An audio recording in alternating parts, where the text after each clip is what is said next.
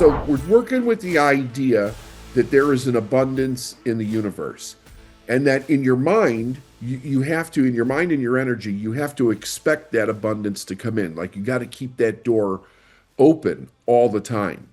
So I wanted to show you something with the stick person here. Let's remember a couple of important things. When we are seeing our results, our circumstances, and our environment, right? There's a couple of things that are going on. That is what we are seeing. That's the what that shows up in your conscious mind. The subconscious mind is the how, right? It tells you how to think about what you're observing with no effort. I can't say that enough. The subconscious mind tells your conscious mind how to think about what it's observing with no effort. Why is that? Because it immediately goes to whatever your beliefs are about what you're seeing, whatever your values are, whatever your experiences are, the whole paradigm. And it just tells you automatically what it is. It tells you how to think about it. It tells you how to feel about it. It determines whether this is something that you're worried about or that you're in fear about or you have doubt about in your life. It tells you if you should feel anxious or exhilarated. Okay? And no effort on your part is required for that response into your conscious mind. None whatsoever. So when your eyes and your understanding picks up a result on the outside of yourself that you don't want, instantly your subconscious mind is telling the mind and the body how to think and feel about that thing. So if we take the truth and we replace this with the truth in our mind, we say, what is the truth about what I'm experiencing? What is this truth? The truth is there's an abundance. Now, the other thing is this. If we take the results, the circumstances, and the environment, and we apply it to the law of polarity, we realize that the way we are seeing it or experiencing it is only half of the real picture. If on this side it's bad, on this side it must be good. It's the same thing over here. It's the same results, circumstances, and environment. But your perception is either going, this is bad or this is good. If your mind goes to it's bad, you're most likely going to go into fear. If your mind goes into good, you're most likely going to go into gratitude. So the idea is that this is what you control. Am I going to focus here or am I going to focus here? Now, what makes this hard for people? What makes this hard for people on this side over here, we're not just experiencing the results, circumstances, and the environment, but it's how we feel about it. So there's emotions that are getting involved there. Those emotions continually tell you that it's bad if they're negative emotions. It's like it's reinforcing for you, this must be bad. Why? Because this is the way that I feel. So let's make no mistake. That feeling is verifying your thought that's causing the feeling to begin with. If we go back to this, the second you perceive this here on the outside, if it goes into this part of your mind, the subconscious mind goes, what? It's bad. And then it also gives you the corresponding feeling that goes with it. That feeling, as you experience that feeling, is going to verify to you that it must be bad because that's how you're feeling, right? Now, here's the important part of this. If you understand that the feeling is really controlling the experience, because if you looked at something that had nothing to do with you, a circumstance maybe somebody else was having, they're not even related to you, just you see it, you observe it.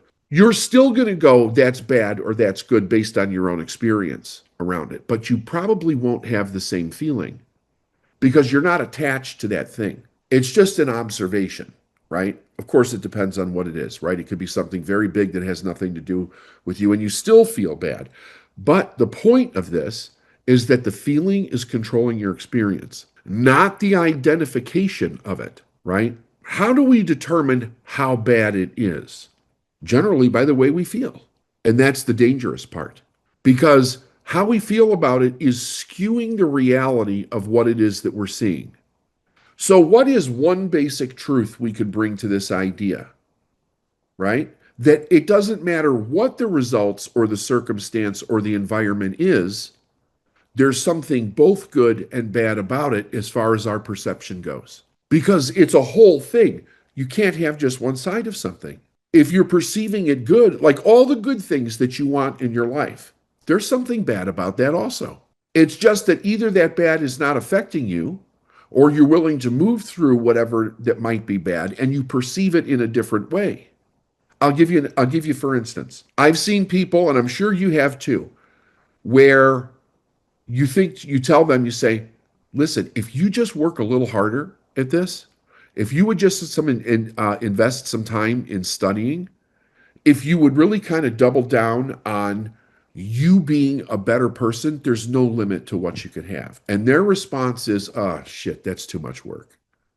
I don't want to do that. I can't tell you how many times I've heard it. I used to hear it all the time growing up. That's too much work. That's too much work. That's too much work. If you're embracing the idea that it's going to take work to get you what you want and you have a good attitude about it, it doesn't seem bad to you, especially if you love the work. So it's like perception after perception after perception. But what's the truth? Both sides exist at the same time. And if you go to a higher truth above that, there is no good or bad. Everything just is. It's your thinking that makes it so. So that is a higher level of truth.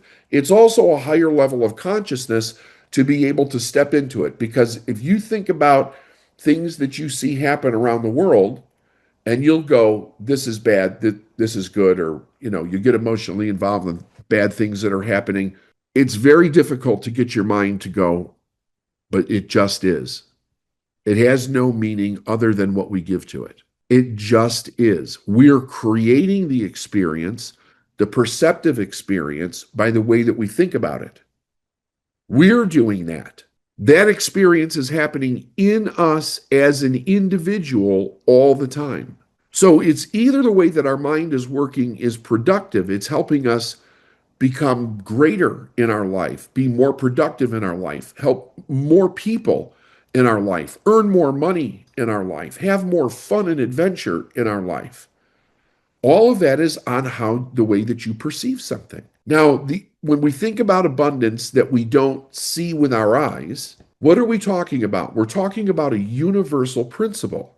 There has to be more than enough of everything for life to exist, or it could not exist. It could not exist. God would not create a world where there was so much need and not enough to fulfill the need. Whether it was human beings, animals, or plants, it would completely collapse on itself.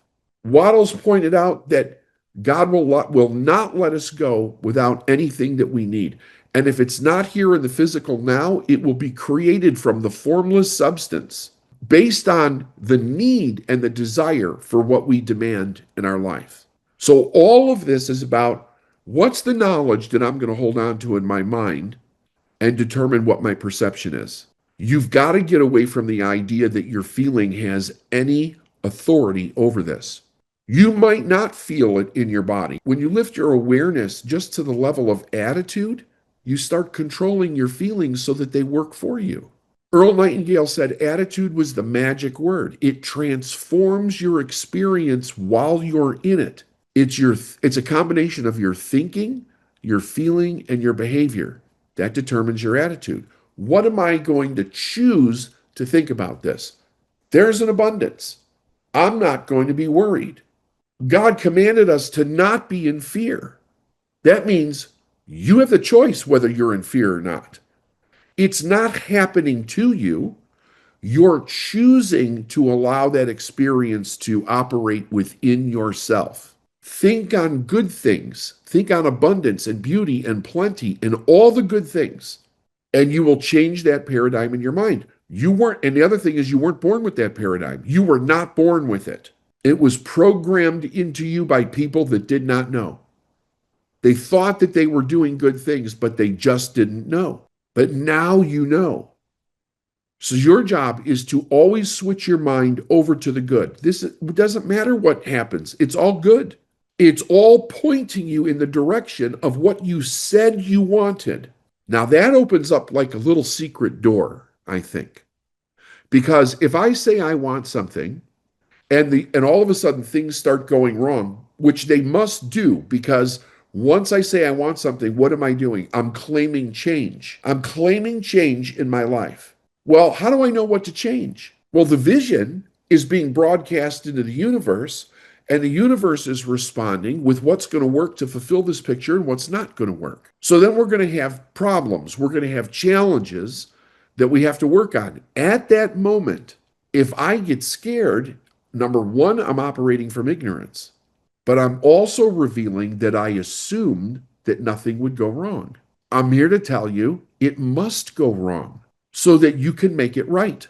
The world that you live in now, your individual world, is a byproduct of how you've thought about you and your life and everything in it up to this point. When you realize that you need to change who you are, you also begin to change that world. So the idea is whatever shows up is necessary so that I can understand what to adjust for the good that I desire. It's not a bad thing at all. If you view what comes into your life as good, even if you have a real painful emotion around it, you will move to the other side of that thing much quicker. It was Buddha that said that all pain comes from attachment, right? People leave, it's painful. Why is it painful? Because you attached to them in some way. You're coming from a needy place. They're providing something in your life that you can't give yourself. Somebody dies. Why is that painful? Because you loved that person. But think about this. Your perception is telling you that they're gone. But in truth, they've just transformed from one plane of existence to another. They're not gone. They haven't gone anywhere. You could talk to them and they will answer you. Everything is in a constant state of change. Now, I'm not saying don't feel. What I'm saying is don't let your feelings control you. Don't let the feelings control your experience. Don't let your feelings control the decisions that you make. If I'm feeling bad or I'm feeling hurt or whatever, any of the negative feelings, right? I must be perceiving that I'm going to lose something or that something else could go wrong. So adjust your perception. I like to believe that no matter what shows up in my life, it's an absolute necessity to get me to the next level. Proctor used to say, every single thing that's happened in your life, everything, the good, the bad, the ugly, has been 100% necessary for you to be the person you are now and to be the person that you're going to become. The difference between people that go out and make their life happen and the ones that don't is simply a matter of focus. If I'm going to go into victim mode around all the bad things that I perceive happened in my life, and I'm going to blame and accuse and point fingers and be vindictive, I'm not going anywhere. But of course, people that do that, they're ignorant to the law. They don't understand that there's another side. And many don't want to understand. But you want to understand. Because it's the mental shift that we make here that creates everything out here. And the more you do it, the easier it gets. And it'll get to the point that I made at the beginning of today's lesson, which is it's effortless. You will begin to see the entire world and everything in it from that perspective. And as you do that, your results, circumstances, and environment change. It won't change anybody else's, but it'll change yours. And you won't have to participate in the negative any longer because you choose to move to the positive. And when you do that, It's also the expectation of abundance. When I say I'm going to move from here to here because this is negative, this is positive, I'm choosing to say that everything is good, that everything together is working for my good, and everything's going to come into my life is going to be good. And I'm going to make choices on that good, and I'm going to continue to move forward because everything that you desire is sitting right next to you. It's always as close to you as your breath. It's instantaneous, but we control the mechanism on the experience. Don't stop here. If this message moved you, hit subscribe and keep building momentum with the next video in the playlist. And if you're ready to take this further, head to our website and grab the free resources waiting for you in the link below. They'll help you start putting this into practice right now.